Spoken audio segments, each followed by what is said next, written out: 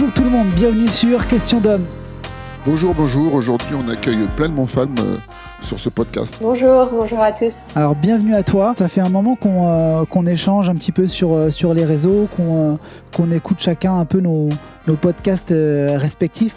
Et aujourd'hui, c'est une très bonne chose d'avoir l'écho d'une femme, moderne qui sait vivre avec son époque et pourtant qui a réussi à pas se laisser faire un peu par tous les dictats de la bien-pensance, on va dire. Et du coup, en fait, on fait ce podcast pour un petit peu avoir ton avis, ton vécu, ton ressenti de femme qui n'a pas été pris dans les filets du féminisme 2.0.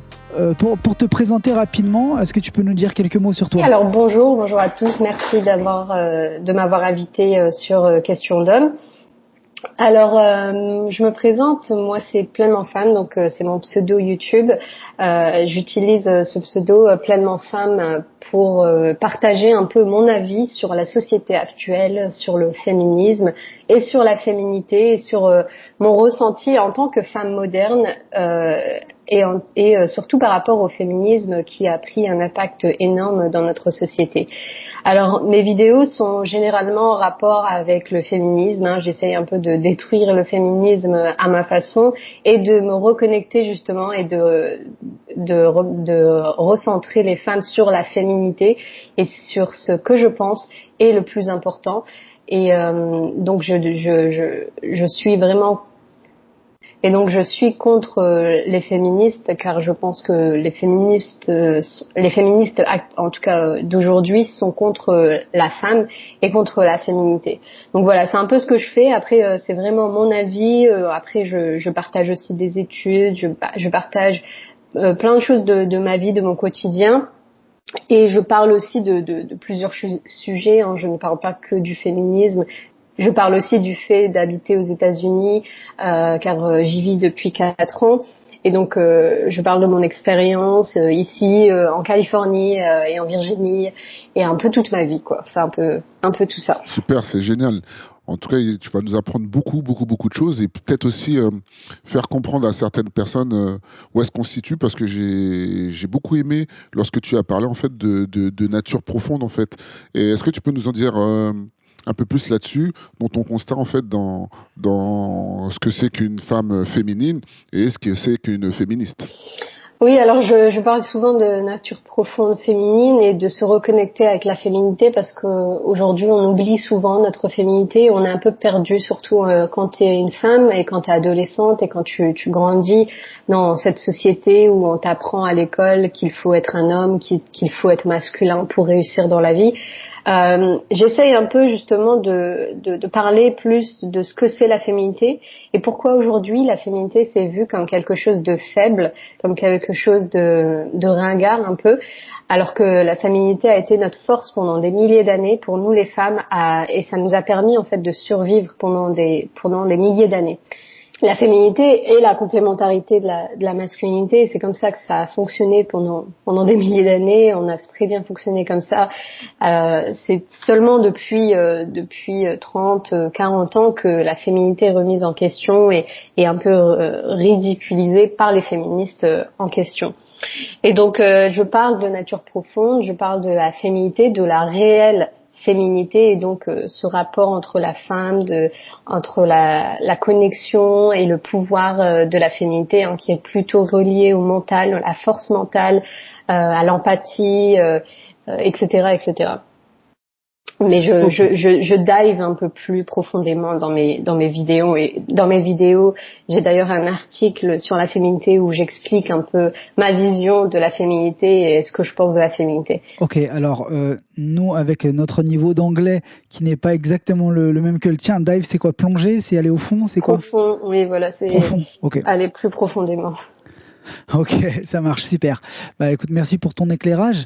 Nous, ce dont les points, en tout cas, ou le point peut-être le plus important qu'on voulait aborder avec toi aujourd'hui, c'était notamment sur les relations de couple. Déjà, comment le couple nous a été vendu, ce qu'il est, ce qu'il devient, ou ce qu'il peut potentiellement devenir. ta vision sur ça. Est-ce qu'aujourd'hui le couple c'est quelque chose de finalement un peu de désuet, ou est-ce qu'on s'y accroche par tradition, est-ce qu'on y est par intérêt, quel qu'il soit, hein, qu'il soit financier, le fait de pas être seul, etc., etc. Oui, je pense que le premier et le réel problème aujourd'hui, c'est que on a oublié ce que le couple apportait et on a oublié un peu la famille. Et donc on se concentre, j'ai l'impression qu'on se concentre absolument sur le couple et sur l'idéal du couple, hein, donc être heureux avec son copain éternellement, etc. Mais on oublie l'essence même du couple et pourquoi on se met en couple. Et c'est pour créer une famille, pour créer des projets ensemble, et pour se marier, pour créer une famille unie. Et donc, on se focalise sur le couple et on se focalise sur notre conjoint, alors qu'on devrait se focaliser sur les projets et sur la famille. Et je pense que ça, c'est un réel problème. Et aujourd'hui, il y a de plus en plus de personnes qui divorcent ou qui se séparent parce qu'ils sont focalisés sur le couple. Ouais, au lieu de se focaliser sur la famille. Et je pense que si tu te focalises sur les projets communs et sur la famille, il y aurait moins de problèmes parce que votre but serait les mêmes finalement. Exactement. D'ailleurs, à ce propos, est-ce que la famille qu'on appelle aussi le foyer, est-ce que tu sais d'où vient ce mot, le foyer? Non. Quand tu fais un feu, ça s'appelle le foyer en fait. Est-ce que à la grande époque de la découverte du feu, quand l'homme a découvert le feu et quand ils partaient chasser, qui est-ce qui gardait le feu? Qui était la gardienne du feu? C'était la femme, puisqu'elle restait. Oui. Donc c'était elle qui protégeait le feu. Et le foyer, c'est ça. C'est ce qui réunit en fait la famille. Voilà. Enfin, c'est en tout cas une des explications que j'ai moi sur le sujet. Ah bah tu vois, je savais pas. C'est intéressant. Donc oui, tu vois, il y a plein de choses qui sont intéressantes aussi, notamment dans ce que toi tu viens de dire sur le but de pourquoi on se met en couple maintenant. Et c'est vrai qu'il y a toutes ces notions d'argent, d'individualisme. C'est ça. En fait, oui. C'est ça. C'est chacun va chercher à trouver son manque chez l'autre pour pouvoir le combler. Et le fait, comme tu as si bien pu le dire, de ne pas avoir un but commun, c'est qu'on met en place des mauvaises bases pour pouvoir faire quelque chose de solide. Donc, oui, voilà. en fait, on se focalise sur son plaisir personnel, alors que la base du couple, c'est justement mettre de côté son plaisir personnel pour construire quelque chose et pour donner à ses enfants. Et le problème, c'est qu'aujourd'hui, on se focalise, oui, sur son plaisir personnel, sur son plaisir individuel, et donc on entre en couple déjà dans une notion individualiste. On entre en couple ou on se met en couple dans une optique de plaisir personnel. On sera surtout focalisé sur ce qu'on veut nous et non pas sur ce qu'il veut ou sur ce que notre famille veulent en fait. Ouais. L'homme et la femme, pourtant, ont-ils des rôles spécifiques aujourd'hui? Excuse-moi, je complète juste la question, si ça te dérange pas. En gros, est-ce que l'homme et la femme ont des rôles spécifiques aujourd'hui, tout en sachant qu'on a quasiment les mêmes métiers ou accès en tout cas aux mêmes métiers? Le fait que l'homme et la femme ont des fonctions différentes, mais pourtant aujourd'hui, on va dire qu'on remplit un peu les mêmes cases en termes de job, puisqu'on travaille quasiment tous dans le tertiaire. Oui, après, on peut quand même voir un écart entre les travaux difficiles qui sont exercés pratiquement que par les hommes et les travaux entre guillemets plutôt faciles qui sont dans l'administration, etc., qui sont pratiquement que incarnés par des femmes. Donc on voit quand même si on essaye d'être dans une société égalitaire, on voit que finalement les femmes et les hommes ne sont pas égaux parce que tout seul et avec le libre arbitre, ils se dirigent vers des filières différentes. Et donc, s'ils ont des rôles spécifiques dans notre société aujourd'hui, je pense pas, parce que la société aujourd'hui est une société consommatrice, donc elle n'a pas vraiment besoin de rôles spécifiques pour les hommes et les femmes. Elle a besoin de consommateurs et de producteurs. Et donc, à l'époque, la femme et l'homme avaient un rôle spécifique pour la contribution à la société.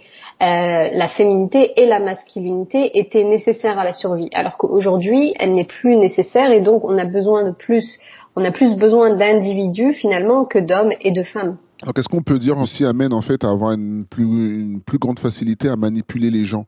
Le fait qu'il n'y ait pas de spécificité, que de dire que tout le monde peut faire les mêmes choses, que tout le monde peut avoir accès aux mêmes choses. Est-ce que ce serait pas tout bonnement une manipulation pour que les gens en fait n'arrivent pas à savoir qui ils sont? Oui, bah exactement, c'est créer des individus. Quand un individu qui n'est ni homme ni femme, sans nation, sans culture, eh bien tout ce que tu auras, ça sera le gouvernement. Et donc le gouvernement sans religion, donc le gouvernement ça va être le Dieu en fait. Et donc forcément oui, c'est beaucoup plus manipulable. Ok, j'entends un peu en sous-titre qu'il y a quelque chose de plus profond que tu aimerais dire à ce sujet et j'ai l'impression que tu te restreins un petit peu par rapport au gouvernement, par rapport à ce projet un petit peu, on va dire, qui est dans l'air du temps et qui n'est pas vraiment finalement déclaré officiellement. Est-ce que tu penses qu'il y a quelque chose d'un petit peu peut-être plus vicieux derrière ce projet, justement, que ce soit justement l'État qui finalement dit, on l'a vu avec l'arrivée de Marlène Schiappa, avant elle, l'autre connasse, comment elle s'appelait, Najat Vallaud Belkacem, quelque chose comme ça. Bon, bref, voilà, toute cette lignée-là. Mm-hmm. Tu penses qu'il y a un plan, on va dire, plus machiavélique derrière? C'est juste dans l'air du temps? C'est juste la revendication de la femme qui a trop souffert et finalement qui veut faire plus que les autres? Ou est-ce que tu penses qu'il y a un réel intérêt pour ces personnes-là de détruire la famille? Je ne sais pas s'il y a un plan machiavélique derrière, je dirais pas ça. Je pense qu'il y a des personnes qui y croient sincèrement. Mais je suis sûre par contre qu'il y a des personnes derrière qui ont planifié et qui savent ce qu'ils font avec le féminisme, avec l'individualisme, le globalisme, le mondialisme, pardon. Et tout ça a un but finalement, et tout est relié. Le féminisme est relié au mondialisme et au capitalisme. D'ailleurs, les femmes féministes pensent combattre le capitalisme, alors que le capitalisme a créé le féminisme. Mais qu'il y ait un plan machiavélique, ça je sais pas. Je pense réellement que les femmes qui soutiennent le féminisme, je pense qu'il y en a qui sont réellement sincères. Et d'ailleurs, il y a des youtubeuses féministes qui y croient réellement. Et ça, je peux le comprendre parce que il faut savoir aussi que suivre le groupe et suivre le groupe social de notre société, c'est aussi un instinct de survie. Et prendre du recul. Il faut savoir aussi prendre du recul et essayer de comprendre les féministes et essayer de comprendre les femmes qui suivent le féminisme. Et il faut savoir que oui, suivre le groupe, c'est aussi un instinct de survie parce que celui-là qui est en dehors du groupe, il y a des milliers d'années, eh bien, il mourrait. Bien sûr. Donc, il faut savoir, oui, prendre du recul et essayer de comprendre un peu pourquoi les femmes se dirigent vers ce mouvement. Et moi, je le comprends totalement. Et c'est pour ça que je crois qu'il y a des femmes qui sont réellement sincères dans ce mouvement. Mais il y a aussi des personnes qui savent totalement ce qu'ils font, oui. Ok, ouais, ça me fait penser à ces grands troupeaux de moutons. En fait, c'est vrai que les plus faibles se cachent un petit peu au milieu, restent vraiment bien dans la masse. Oui. Et puis, les femmes, s'il y en a un qui saute, malheureusement, ils sautent tous, parce que comme ils veulent pas s'écarter, s'il y en a un qui saute dans la falaise, ils y vont tous. Et j'ai l'impression que c'est un petit peu ça le féminisme aujourd'hui, et qu'il y en a peu finalement qui arrivent à prendre du recul. C'est pas pour rien qu'on met les femmes en avant. Les femmes, elles sont plus influençables. C'est aussi par rapport à la survie et par rapport à notre survie, c'est que les femmes qui étaient en dehors du groupe, si elles n'avaient pas d'hommes avec elles, eh bien elles mourraient. C'est comme ça, c'était ainsi. Et donc utiliser les femmes, c'est une très bonne tactique, c'est très intelligent parce que les femmes sont beaucoup plus influençables à suivre le mouvement. Hein, tu vois ce que je veux dire? Et ouais, je comprends. Et est-ce que tu penses qu'elles sont influençables, quel que soit leur niveau intellectuel, classe sociale, etc. ou pas? Je t'amène juste sur un truc, je suis désolé, ce que j'ai vu là ce mois-ci, je sais pas si tu as vu passer l'info, il y a Demi Lovato qui a Oui. annoncé qu'elle était non-binaire. Qu'est-ce que c'est que cette connerie? Mais non, mais il faut savoir que Demi Lovato, elle a annoncé, je crois, 4 fois sa sexualité. Donc, elle a été queer, elle a été hétérosexuelle, elle a Elle a été été cuir. 4 fois. Oui, queer. Oui, queer. Ok. On dit pas ça en Queer. français? Queer, ça veut dire reine, un truc comme ça. Enfin, c'est une Ouais, mais c'est sexualité. pour les hommes à la base. Les queers, c'est des hommes, non? Franchement, je sais pas du tout. Ça m'intéresse pas du Moi, tout. après, j'ai pas une connaissance absolue de tout ce qui se passe dans le LGBTQXPR alpha oméga 3267, mais j'ai l'impression que les queers c'était un petit peu les folles, quoi. Mais peut-être que je me Les gourre, ou queers, les je drag crois que queens. c'est les personnes qui se déguisent et qui mettent des perruques, qui Ouais, font c'est des ça. trucs. Je crois que Ok. c'est ça. Et Un donc peu, elle ouais. s'est identifiée 4 fois, faut pas oublier, parce qu'on a l'impression que c'est une révélation qu'elle est non binaire, mais faut pas oublier qu'elle l'a fait 4 fois. 4 fois, elle nous a dit je suis queer, je suis hétérosexuelle. Cette femme a besoin d'attention. Elle n'est pas bien. Elle n'est pas Oui, bien dans elle fait finalement être tout et n'importe quoi, elle est rien du tout, quoi. Elle est rien du tout et tout ce qu'elle a besoin, c'est de l'attention finalement.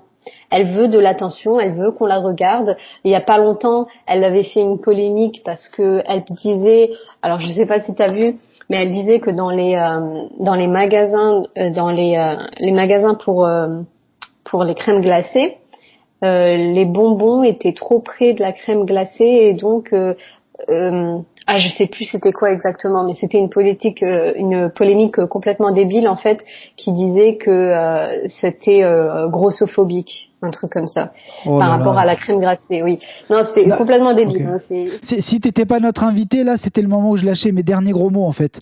Mais on va dire que je vais me restreindre par politesse. Mais ouais, c'est du même niveau que les féministes qui s'énervent pour le mot parking et qui préféraient l'appeler le park queen. Ah ouais, là, là, on arrive à des extrêmes où ça devient vraiment n'importe Oui, quoi, ou les revendications. dans le jeu de cartes où le roi est le plus fort, ils veulent changer les règles parce que le roi est le plus fort dans le jeu de cartes. Ouais, oui, oui, oui, il y a tellement d'exemples là-dessus où à chaque fois on va vouloir changer. Mais c'est drôle parce que finalement enfin c'est n'importe quoi dans les jeux d'échecs par exemple la reine c'est la plus forte. On les entend pas la ramener pour le coup. Mais du coup, alors, tu le disais en préambule de ce podcast, toi, c'était un petit peu ta manière, enfin, pleinement femme, c'était un petit peu ta manière de combattre le féminisme. Nous, pour tout te dire, le postulat de départ de cette chaîne, c'était un petit peu ça. Et puis finalement, on s'est dit, attends, on s'appelle Question d'homme, on va arrêter de se focaliser, de tomber sur le féminisme, allez, les femmes, on les met de côté, on se concentre sur le, Développement. sur le développement, exactement, merci, sur le développement de l'homme et comment justement se révéler dans cette société où on veut faire de nous de plus en plus des fragiles. Du coup, est-ce que toi tu penses qu'il est important aujourd'hui de combattre le féminisme ou alors finalement ce serait peut-être plus intéressant de le laisser s'essouffler tout seul? Mm. Oui, c'est un bon point ce que tu dis et je pense que oui, se concentrer sur le développement personnel en un sens c'est combattre le féminisme finalement. Et c'est un peu ce que je fais. Après, quand je dis que je combats le féminisme, je ne fais pas que des vidéos sur les féministes, hein, parce que bon, ça me fatiguerait au bout d'un moment, et ça fatiguerait mon audience. Donc, quand je dis je combats le féminisme, c'est que surtout je promue la féminité et le développement personnel aussi. Hein, je parle de féminité, je parle de comment devenir meilleure, je parle de comment avoir un couple solide, je parle de comment trouver un homme masculin, etc., etc. C'est vraiment que des bonnes choses finalement pour vous et pour votre développement, en tout cas de ce que j'ai appris avec mon entourage, avec mes expériences, etc. Mais oui, finalement, être contre le féminisme, c'est aussi être pour le développement personnel, si je D'accord. puis dire. Donc quand tu parles de développement personnel, tu parles de s'élever autant qu'individu, de rapport homme-femme, de la famille, ce serait quoi? Qu'est-ce que tu mets derrière Oui, développement personnel, toi? c'est prendre ses responsabilités, travailler pour ce que l'on veut, c'est arrêter d'être une victime, prendre ses responsabilités, vraiment travailler et aussi se recentrer sur sa nature profonde, se dégager des médias, des influences, avoir des influences plus saines d'esprit. Et donc il y a beaucoup de féministes qui vont avoir des modèles féminins qui sont des modèles qui sont déjà toxiques. Ce sera des femmes célibataires à 40 ans, ce sera des femmes qui ont des problèmes mentaux, etc. Non, concentrez-vous et ayez des modèles sains d'esprit. Ça vous aidera déjà à vous développer parce que avoir des modèles sains, ça vous donnera plus de motivation pour être saine d'esprit déjà. Donc voilà, se développer, c'est vraiment se concentrer sur des bonnes choses, hein, la nature, le travail, la satisfaction, etc. D'accord.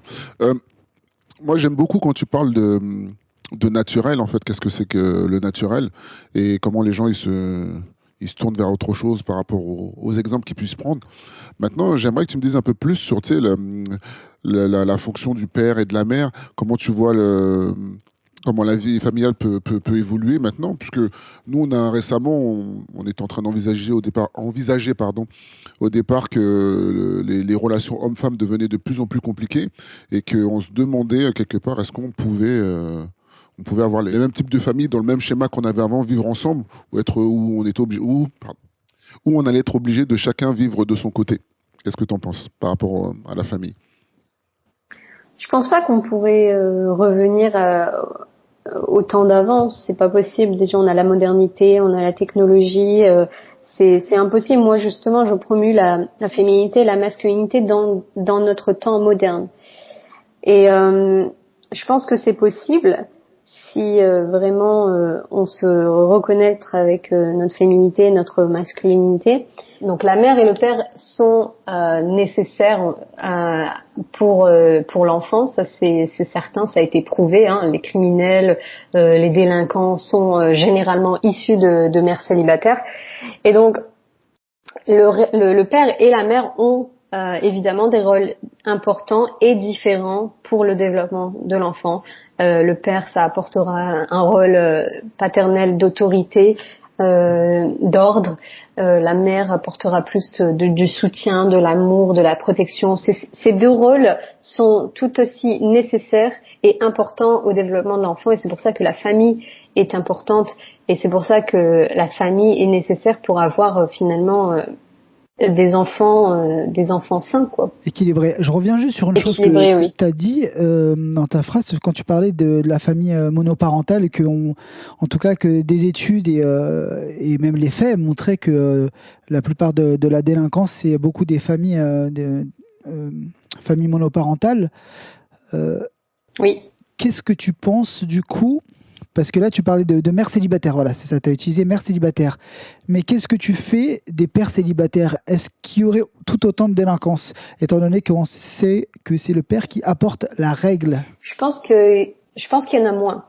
Je pense que je pense que tu as plus de chances de réussir si tu vis seulement avec ton père que si tu vis seulement avec ta mère. Mais après, voilà, l'idéal, c'est d'avoir les deux. Sauf, faut savoir que le père célibataire, il est très très rare. Hein. La plupart du temps, ce sont les mères qui ont la garde d'enfants, qui ont la garde des enfants. Donc, oui, le père célibataire, je pense qu'il y aurait moins de dégâts. Après, je sais pas les statistiques, je les ai pas là sur moi, mais je sais que beaucoup de délinquants sont issus de mères célibataires. D'accord, ok. Bon, moi, j'aurais pas de stats et je vais pas faire le mytho, sortir. Oui, je sais que dans tel. Non, j'en sais rien du tout. J'ai pas de stats non plus. J'aimerais juste rectifier une chose parce qu'on l'entend souvent par rapport au quand on dit qu'il y a moins, que les pères ont moins la garde, et c'est une réalité. Mais la réalité, c'est aussi que les pères demandent moins la garde Oui. de leurs enfants. Oui. Pour rebondir à ce que tu disais, c'est que finalement, dans nos relations, en fait, comme les gens n'ont pas les mêmes visions, on va dire en termes de développement, on va même pas parler seulement de la famille, mais en termes de développement personnel, enfin autant d'individus, parce que j'aime pas parler tout le temps du développement personnel, mais le développement qu'on peut avoir sur soi peut être très différent d'un individu à l'autre. Et certaines personnes n'acceptent pas que tu te développes individuellement. Ils veulent toujours que ils veulent toujours avoir une incidence dans ton développement. Tu vois, je sais pas si tu vois un petit peu ce que je veux dire. Oui, c'est vrai, je suis d'accord. Et à partir de là, en fait, bah, pour faire bref, hein, comme moi, nous on s'est séparés parce qu'au bout d'un moment, il y avait ces plaintes de quand moi je voulais, quand j'ai voulu me développer un peu plus que ce que la moyenne, en fait, finalement, ça a été quelque chose de contraignant pour notre couple, tout simplement. Parce qu'on D'accord. a, parce qu'on n'avait pas on n'avait pas la même vision, justement. Oui, oui, oui, je comprends. Oui, malheureusement, c'est un problème aujourd'hui avec les couples. Je voulais te poser une question qui est d'ordre un petit peu général. C'est toi, ton état des lieux. Quelle était ta vision globale justement sur la société actuelle? Sur la société actuelle, Ouais. je pense que cette société, en tout cas actuelle, devient de plus en plus individualiste. Hein, mais ça, je l'ai déjà parlé au début. Mais oui, on devient en tout cas surtout sur. Oui, je pense qu'il y a un décalage entre l'Ouest et l'Est du monde. Hein, donc la société occidentale et le reste. Il y a vraiment un décalage et j'ai l'impression qu'on vit dans une bulle où on ne se rend pas compte finalement des misères des autres ou des réelles misères de, par exemple, des femmes au Moyen-Orient ou en Inde, etc. Et on est dans notre bulle occidentale privilégiée et on va donc se plaindre de choses qui sont futiles, etc.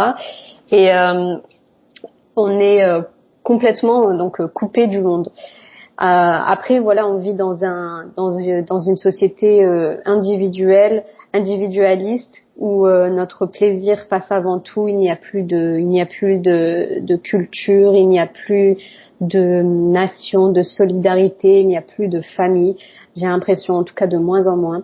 En tout cas, c'est ce qui est représenté dans les médias. C'est vrai que quand tu vas finalement dans la vraie France, il y a plus de familles encore, plus de culture, etc. Mais dans les grandes villes, c'est un peu triste, hein, parce que ça se casse beaucoup. Il y a que des individus, ils vivent tout seuls dans un appartement, et c'est assez triste à voir. Moi, j'avais vécu à San Francisco. J'avais vécu dans un immeuble, et dans mon immeuble, on était le seul couple, hein, parce que je suis en couple, je suis fiancée, et dans mon immeuble, on était le seul couple. Donc les autres, et pourtant c'était un grand immeuble, et les autres c'était seulement des individus, soit en colocation ou soit tout seuls, des fois des femmes de 30, 40 ans qui vivent toutes seules. Et c'est un peu ça la société, c'est être seul dans un appartement à San Francisco en train de manger des plats préparés. En même temps, c'est pas la ville la plus gaie du monde, San Francisco? C'est pas Bah la oui, capitale de. c'est pour ça que je C'est vous peut-être parle pour ça de. le célibat, non? Oui, ben c'est là où il y a où les gays vivaient pendant la guerre. Oui, oui, oui. Mais c'est surtout que San Francisco, c'est la capitale du libéralisme. Et donc, si vous voulez voir le futur en France, regardez San Francisco. Ok, d'accord. Donc, je Ah ouais, pense. carrément, c'est le futur de la France, carrément. Je pense, en tout cas, dans la lancée où on est aujourd'hui, qui est que la France suit exactement ce que fait les démocrates, le libéralisme des États-Unis, c'est là où on va, oui, ça c'est clair. Paris, c'est exactement ce qui va se passer à Paris, hein, si on continue dans cette lancée. On devient que des consommateurs et des travailleurs, quoi, des robots en fait, hein, sans culture, sans famille, on devient simplement des robots qui vont travailler et qui consomment. Il y a un mec qui a dit Matrix, c'est pas un film, c'est un documentaire. Oui. Et finalement, on est les vaches à lait de ce système. Oui, Donc exactement. ça illustre très bien ce que tu es en train de nous raconter sur, Oui, je suis sur cette complètement société d'accord, hein, individualiste. Et du coup, et progressiste d'ailleurs, ça fait partie des traits, hein, de la société capitaliste. Oui, L'individualisme et le progressisme, et je crois qu'il y a une autre caractéristique, je ne sais plus c'est laquelle. Alors moi, je suis alors parfois un optimiste, ça m'arrive, et je pense que c'est fini tout ça. oui. Je pense vraiment que c'est terminé en fait. Malgré ce qu'on essaye de nous vendre, je pense que, notamment avec ce qu'on a vécu là, les histoires de confinement qui ont servi à rien, je pense que les gens ont peut-être gagné un petit peu en humanité, peut-être gagné en solidarité, peut-être gagné sur certaines valeurs, et que ça a été peut-être plus flagrant qu'il y a un truc qui était clairement parti en couille, quoi. C'est Je sais pas possible. si tu sens. C'est possible. Moi, je pense qu'il y a deux possibilités, mais ça prendra du temps parce que il y a quand même beaucoup de personnes qui sont encore endormies. Et d'ailleurs, on peut le voir en France. En France, ils ont accepté 4, je sais pas, vous êtes à 5 confinements, je sais pas combien de confinements, mais le couvre-feu, enfin, c'est des choses complètement surréalistes. Et Ouais, mais c'est fini, hein, je te rassure. C'est terminé, il pourra plus y avoir de confinement. aujourd'hui, mais je suis désolée, je pense que s'ils refont un autre confinement, les Français vont pas accepter parce que Ouais, non, ça passera plus là. j'en suis pas sûre. Je te le dis, ça passera plus. D'autant plus que toutes les études là ont démontré que être à l'extérieur, il y avait moins. Ça, tu le sais ou pas? Qu'il y a moins de. Voilà, il y a beaucoup moins de chances d'être contaminé à l'extérieur parce que c'est par c'est évident. aérosol. Voilà. Mais oui, c'est à la base. Maintenant, c'est évident. Mais je pense ils ont agi comme des abrutis parce qu'ils sont bêtes. Enfin, ils sont bêtes parce qu'ils ont peur. Donc, comme ils ont eu peur, ils ont agi bêtement. Je crois pas que c'était un truc. Plutôt les dirigeants, on va dire. Ah non, je pense pas qu'ils ont agi bêtement. Je pense qu'ils savent réellement ce qu'ils font. Je pense que les Alors, Français, oui, ont réagi un peu bêtement, mais les dirigeants, je pense pas je pense qu'ils savent très bien ce qu'ils font. d'accord. Et qu'est-ce qu'ils font? Euh, on va pas rentrer dans Ah ça. bah si, justement. Après, on va me dire que je suis complotiste, mais Eh ben, sache que de notre point de vue, tu auras une médaille parce que c'est un honneur d'être complotiste aujourd'hui. Parce que quand nous, dans nos stories, dans nos posts, machin, quand on disait que ça servait à rien, que c'était débile et que 6 mois après, toutes les études montrent qu'on avait raison, bah, finalement, c'est bien d'être complotiste. oui, c'est vrai. Tu vois? Mais moi, je le dis depuis le début et je le dis depuis le premier mois. Alors, il y en a, ils vont me dire oui, mais au premier mois, ils ont eu peur, etc. Mais je sais pas. Enfin, après, je sais pas réellement ce qui s'est passé, hein. Mais je ne l'ai pas senti depuis le premier mois. Et d'ailleurs, j'avais même fait une vidéo qui date de mars 2019. Et j'avais parlé du coup du coronavirus et de ce que je pensais à ce moment-là. Et c'était le premier mois où tout le monde paniquait, où tout le monde était vraiment effrayé par ce virus. Et je savais ou je sentais qu'il y avait quelque chose de pas net. Et je n'y ai pas cru depuis le premier mois. Alors, évidemment, le virus existe, hein, je ne dénie pas Oui, oui. son existence. Je parle surtout de cette mascarade médiatique, de ce spectacle, hein, la société du spectacle, comme Ouais, c'est ça. Guy Debord. C'est cette mascarade dont je parle et dont je n'y ai pas cru depuis le début, cette peur constante, parce que déjà depuis le début, les chiffres nous montraient qu'il n'y avait pas une épidémie, parce Oui. que oui, donc parce qu'une épidémie, hein, quand on parle d'épidémie, on parle de milliers, de millions Oui, de morts. l'hécatombe, quoi. Et là, on voit que Voilà, finalement, il y a plus de morts en 2017 en France qu'en voilà, 2020. Ouais. exactement. Mais oui, donc voilà, c'est ce que je voulais dire. Donc je n'ai pas cru et je ne crois pas à cette mascarade. Après, est-ce qu'on va en sortir plus réveillé? C'est possible parce qu'il y a quand même eu beaucoup de clowns là qui nous ont révélé un peu leur stupidité, en tout cas ce qu'ils essayent de nous imposer. Dans l'histoire des clowns, là, de ce grand Corona Circus, on va dire, ce qui est affligeant, c'est quand tu entends des professeurs, des médecins qui vont dans le sens de la doxa, et tu dis, putain, mec, t'as fait 10, 12, 14, 15 ans d'études parfois, soit pour être aussi bête, soit pour être aussi corrompu en fait. Et c'est là où ça fait flipper et que c'est compliqué.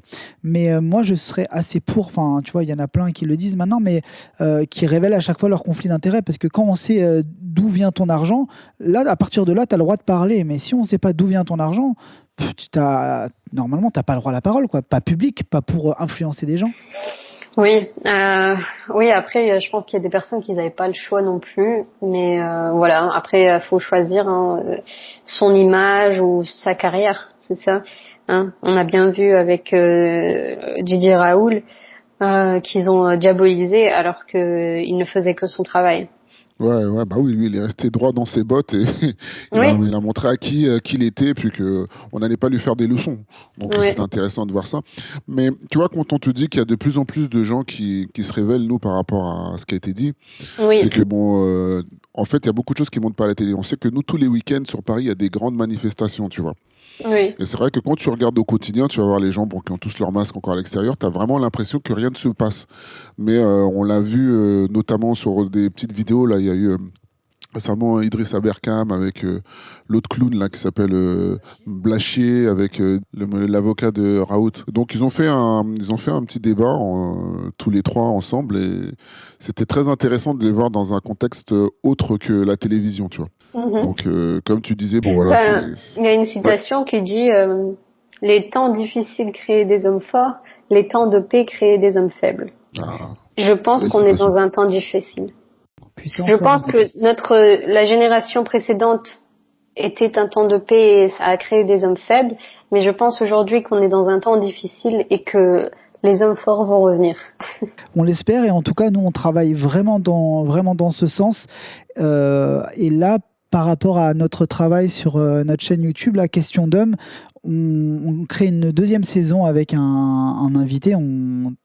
Évidemment, j'espère que tu auras l'occasion d'écouter ces nouveaux podcasts. Et justement, on va un petit peu rentrer en profondeur dans tous les sujets qu'on a balayés et voir comment justement se déconditionner de cette société. Ok, intéressant. Qu'est-ce que toi tu pourrais nous dire par rapport à tes suggestions sur ce déconditionnement? Qu'est-ce que tu pourrais proposer? Comment tu vois les choses de ton point de vue? L'un des premiers conseils que je donne toujours, c'est vraiment s'éloigner des médias, Mainstream, des médias en mainstream, gros, voilà. éteindre la télé et allumer son cerveau, qu'en gros. Voilà, vraiment se déconnecter complètement des médias mainstream, de la télé, de BFM, de vraiment ne plus regarder tout simplement. Parce que il y a encore beaucoup de personnes qui regardent. Hein. Ça, vraiment, le premier conseil que je donne toujours, c'est vraiment éteindre sa télé. La télé, c'est pour, je sais pas, les films, les séries, il n'y a pas de souci, mais pour la télé, donc les chaînes les chaînes de télévision, vraiment, faut complètement arrêter parce que c'est de la propagande en boucle et c'est toxique à votre mental, c'est toxique à votre environnement. Et moi, j'ai arrêté de regarder la télé depuis que je suis arrivée aux États-Unis. Donc ça fait 4 ans, 5 ans. Et depuis, ça change complètement la vie parce que déjà t'es plus sain d'esprit. Et tu as plus une paix intérieure finalement parce que les médias ça te C'est transmet de la anxiogène. peur, Ouais, c'est c'est ça. anxiogène, hein, ça te transmet de la peur et c'est constant. Et donc se déconnecter des médias, tu vas te rendre compte finalement que la vie est belle, qu'il y a des choses à faire dans la vie, que tu peux aller dehors, que tu ne vas pas mourir, et ça m'a aidé le premier mois par exemple par rapport au coronavirus, c'est que tout le monde regardait la télé. Mais moi je ne regardais pas la télé, donc je ne savais pas ce qui se passait. Et quand je suis partie dehors et que je voyais tout le monde en panique dans les magasins avec le papier toilette, etc. Eh bien, moi, On a tendance à oublier cet épisode-là de papier ouais, toilette. Hein. on oublie, mais ça s'est passé. J'étais, On sera là pour le rappeler, t'inquiète pas. voilà. Mais moi, j'étais complètement déconnectée avec eux. C'est ça le truc que je me rendais compte. Je me dis, mais moi, je faisais mes cours. J'achetais mes pamplemousses, j'achetais mes fruits et légumes. Tu vois, j'étais en train de faire mes courses tranquilles, complètement déconnectée avec eux. Et j'ai l'impression de voir des zombies, des fous. J'ai l'impression de voir des malades mentaux en train de courir pour du papier toilette. Donc, vraiment, se déconnecter des médias, ça vous fera énormément de bien. Et ça vous permettra de vous connecter à des choses essentielles. Et donc, la nature, aller dehors, aller vous connecter à la nature, aller faire des randonnées, je sais pas, il y a tellement de choses à faire dans le monde que de regarder la télé, vraiment. C'est ça, se reconnecter à la nature. Tu À parlais de nature l'essentiel. profonde, donc à l'essentiel. Donc déjà à sa nature, à soi, sa nature profonde, et ensuite à la nature. Donc Oui, essentiel, les deux. Et essentiel en langage des oiseaux, en alchimie, c'est l'essence qui vient du ciel. Donc se tourner vers ce qu'il y a de plus grand, Exact. ce qui nous fait grandir. Exactement. Et ça peut être religieux ou pas. Vous pouvez vous reconnecter à Dieu, comme vous pouvez vous reconnecter tout simplement à la nature et aller dehors et explorer le monde, hein, et se connecter à sa féminité, à l'essentiel et au pourquoi au pourquoi du comment, quoi. Bon, on va conclure alors.